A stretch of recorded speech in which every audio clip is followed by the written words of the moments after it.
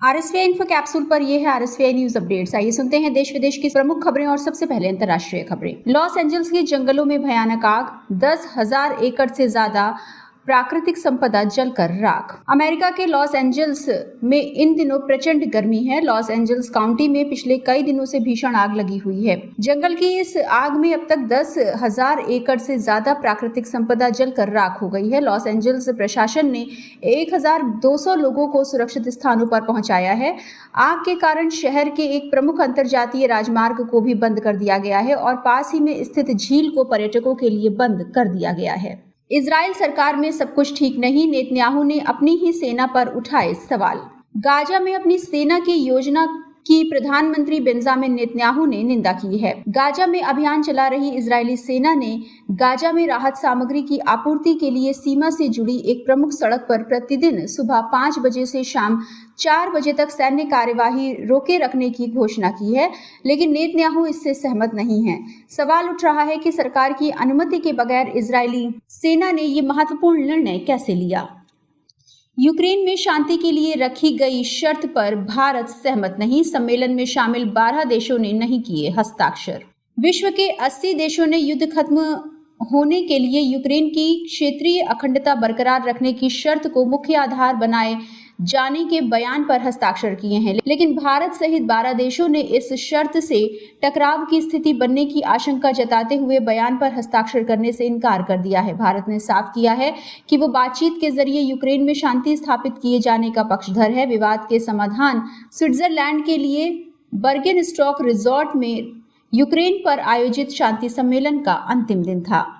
46 साल पुराने स्पेसक्राफ्ट ने 24 बिलियन किलोमीटर दूर से भेजा सिग्नल। 8 महीने बाद आखिरकार नासा के लिए अच्छी खबर सामने आई है। नासा का वॉयेजर 1 अब पूरी तरह से चालू हो गया है। बताया जा रहा है कि इसके सभी 4 वैज्ञानिक उपकरण पृथ्वी पर उपयोगी डाटा वापस ला रहे हैं। बता दें कि वॉयेजर 1 नवंबर 2023 में शांत हो गया था। सऊदी अरब में हीट स्ट्रोक का टॉर्चर, 14 हज यात्रियों की मौत। ईद उल अजहा उत्सव के बीच सऊदी अरब में बड़ी संख्या में हज यात्रियों की भीड़ उमड़ी। हालांकि सऊदी अरब में पड़ रही चिलमिलाती गर्मी हज यात्रियों के लिए चुनौती साबित हो रही है। हज के दौरान पारा 47 डिग्री से ऊपर पहुंच गया है। इससे खास तौर पर बुजुर्गों के लिए मुश्किलें बढ़ रही हैं। मक्का में भीषण गर्मी के कारण 6 लोगों की मौत हो चुकी है, वहीं 17 अन्य लोग लापता बताए जा रहे हैं। इसकी जानकारी जॉर्डन के विदेश मंत्रालय ने एक बयान में साझा की है। आइए अब जुड़ते हैं भारत के साथ और सुनते हैं राष्ट्रीय खबरें। दुर्गम पहाड़ों में भी घुसकर तबाही मचाएगी डीआरडीओ की मिसाइल, सेना जल्द करेगी इस्तेमाल। भारत रक्षा क्षेत्र में आत्मनिर्भरता के लिए लगातार प्रयास कर रहा है। इसी सिलसिले में रक्षा अनुसंधान एवं विकास संगठन ने कंधे से दागी जाने वाली स्वदेशी मिसाइल को विकसित किया है। डीआरडीओ अब इन मिसाइलों का परीक्षण करने जा रहा है। रक्षा अधिकारियों ने बताया कि डीआरडीओ लद्दाख या सिक्किम जैसे पर्वतीय क्षेत्रों में स्वदेशी tripod fired short range air defence missile का परीक्षण करना चाहता है। परीक्षणों के बाद मिसाइल को सेना को परीक्षण के लिए सौंप दिया जाएगा। कर्नाटक सरकार ने पेट्रोल डीजल पर बढ़ाया टैक्स। केंद्रीय पेट्रोलियम एवं प्राकृतिक गैस मंत्री हरदीप सिंह पुरी ने कहा कि कांग्रेस के नेतृत्व वाली कर्नाटक सरकार ने पेट्रोल डीजल की कीमतें बढ़ाकर राज्य की जनता पर महंगाई का बोझ डाल दिया है। कर्नाटक सरकार द्वारा टैक्स बढ़ाए जाने के बाद पेट्रोल की कीमत में 3 रुपए प्रति लीटर और डीजल की कीमत में 3.02 रुपए प्रति लीटर की बढ़ोतरी हुई है।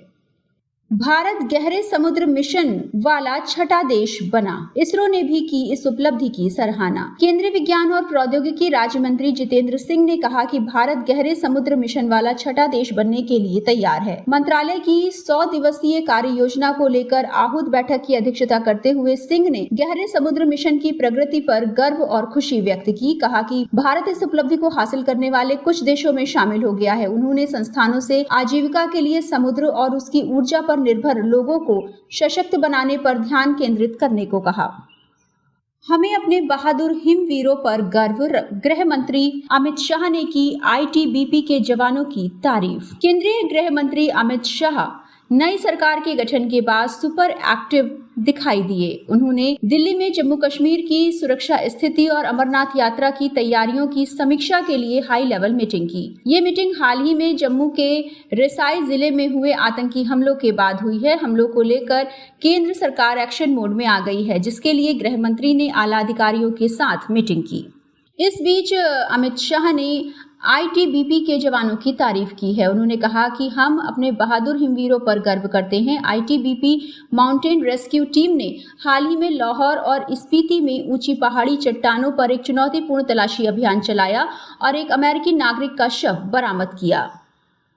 अमित शाह और एनएसए ने बनाई रणनीति, घाटी वाले मॉडल से किया जाएगा जम्मू को आतंक मुक्त। कश्मीर घाटी के मॉडल पर जम्मू में भी आतंकवाद का सफाया होगा। गृह मंत्रालय में हुई उच्च स्तरीय बैठक में गृह मंत्री अमित शाह ने सभी सुरक्षा एजेंसियों को एरिया डोमिनेशन प्लान और जीरो टेरर प्लान के माध्यम से कश्मीर घाटी में हासिल की गई सफलताओं को जम्मू में दोहराने का निर्देश दिया। शाह ने साफ किया कि जम्मू कश्मीर में आतंकवाद के खिलाफ निर्णायक दौर में है और अब ये एक संगठित बड़ी आतंकी हिंसक घटनाओं से सिमटकर छद्म लड़ाई में सिमट गया है, क्योंकि इसे समूल उखाड़ फेंकना होगा और इसके लिए सभी सुरक्षा एजेंसियों को समन्वय के साथ काम करना होगा। आइए अब बढ़ते हैं खेलों की ओर और जानते हैं खेल जगत से जुड़ी ताजा खबरों का हाल। बाबर आजम ने टी20 वर्ल्ड कप 2024 में अपने आखिरी मैच में बनाया वर्ल्ड रिकॉर्ड। पाकिस्तान के कप्तान बाबर आजम ने आयरलैंड के खिलाफ टी20 वर्ल्ड कप 2024 के 36वें मैच में इतिहास रचा। बाबर आजम टी20 वर्ल्ड कप में कप्तान के रूप में सबसे ज्यादा रन बनाने वाले बल्लेबाज बन गए हैं। बाबर आजम ने लॉर्डर हिल में खेले गए मैच में 34 गेंदों में 2 छक्कों की मदद से नाबाद 32 रन बनाए। बाबर की पारी के दम पर पाकिस्तान ने टी20 वर्ल्ड कप 2024 के अपने आखिरी लीग मैच में आयरलैंड को 7 गेंदें शेष रहते हुए 3 विकेट से मात दी। भारतीय टीम के लिए सेमीफाइनल की राह आसान, बस ऑस्ट्रेलिया से मिलेगी चुनौती। कप्तान रोहित शर्मा की सेना ने टी20 विश्व कप में पहला पड़ाव आसानी से पार कर लिया है। कमाल की बात यह है कि टीम के लिए दूसरा पड़ाव भी बहुत चुनौतीपूर्ण नहीं है। भारत सुपर 8 के ग्रुप में है। इसमें भारत के अलावा ऑस्ट्रेलिया एकमात्र दमदार टीम है। इनके अलावा ग्रुप में अफगानिस्तान और बांग्लादेश, नीदरलैंड के बीच कोई एक टीम होगी। वहीं सुपर 8 चरण का ग्रुप 2 डेथ ग्रुप में बदल दिया गया है। इसमें दोनों मेजबान टीम अमेरिका और वेस्टइंडीज के अलावा गत चैंपियन इंग्लैंड और दक्षिण अफ्रीका हैं। ये थी अब तक की प्रमुख खबरें। अगली खबरों के साथ जल्द होगी मुलाकात। सुनते रहिए RSVI इन्फो कैप्सूल और इंफोटेनमेंट के सफर में हमारे साथ रहिए।